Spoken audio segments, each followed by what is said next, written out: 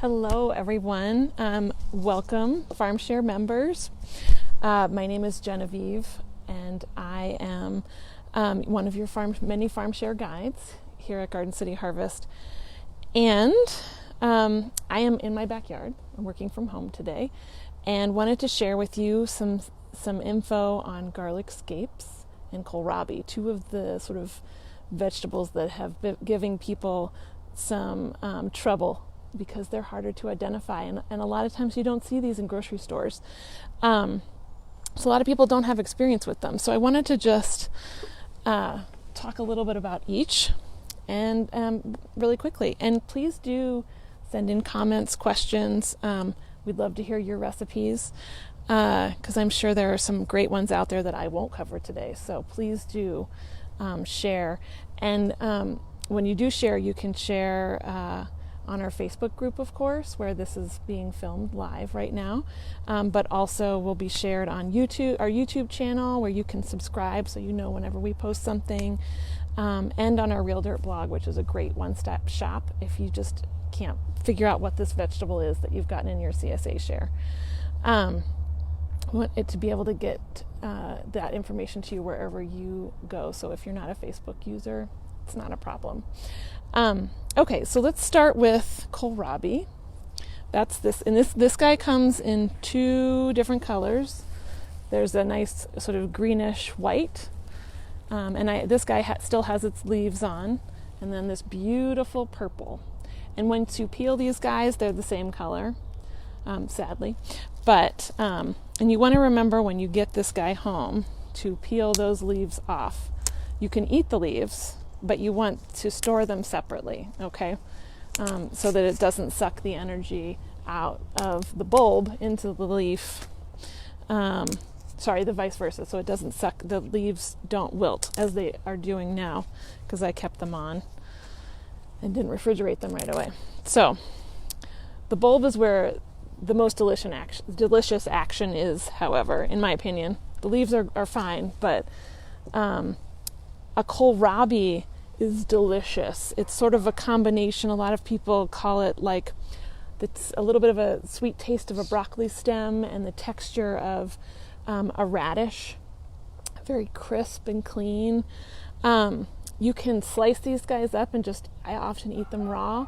I'll put them in things like coleslaw. There's some great recipes out there for coleslaw. You can mix it with carrots and things like that. So raw, you can also dip it in things like hummus and any kind of dip that's your favorite dip. These things go great in that. So that's an easy way. You can throw them in soup. You can roast these guys. You can grate them up and put them into fritters. And if you steam this at the beginning of the week and throw it in the fridge, you can add it to almost anything. Stir fries. You could I put it in enchiladas sometimes. It has a really nice texture in there, and it'll pick up flavors really well. A lot of people use these in Indian cooking, and this is actually a Germanic vegetable, so that's another great place to use them. You can also puree them, and actually they can be their own kind of hummusy dip. So the biggest message maybe to take home is that you do want to peel this beautiful skin off because it is awful to eat. It is tough. And if you don't get all of it off, it kind of has this chewy bark kind of thing going on that you really would like to avoid. So I think that's the biggest mistake that I hear happening from folks is that they don't peel it. And so you want to peel it.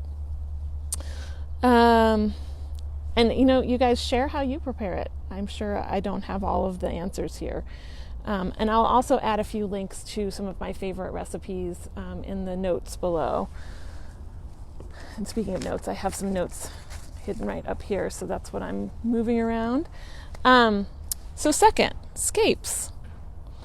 Let's see. So these are these guys. These beautiful little curly cues. Some of them are twisty enough that you could put them around, wear them as a bracelet. These are the seed heads on hardneck garlic. So there's two varieties of garlic, hard-necked and soft-necked.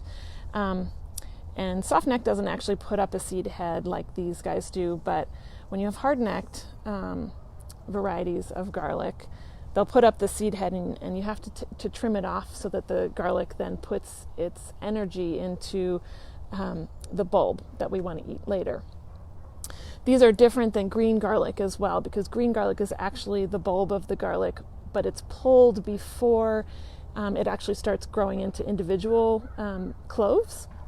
So this is the seed head. One trick that I think is kind of fun is you can actually break the seed head off. This is actually where the seeds are, the little pouch where the seeds are. And you can open it up, and you can sprinkle these little seeds on a salad or something. You can see there. Kind of a fun little addition for a garlicky kick, or anything that you want a little garlicky kick on top of. It's sort of like putting some sesame seeds on the top of something.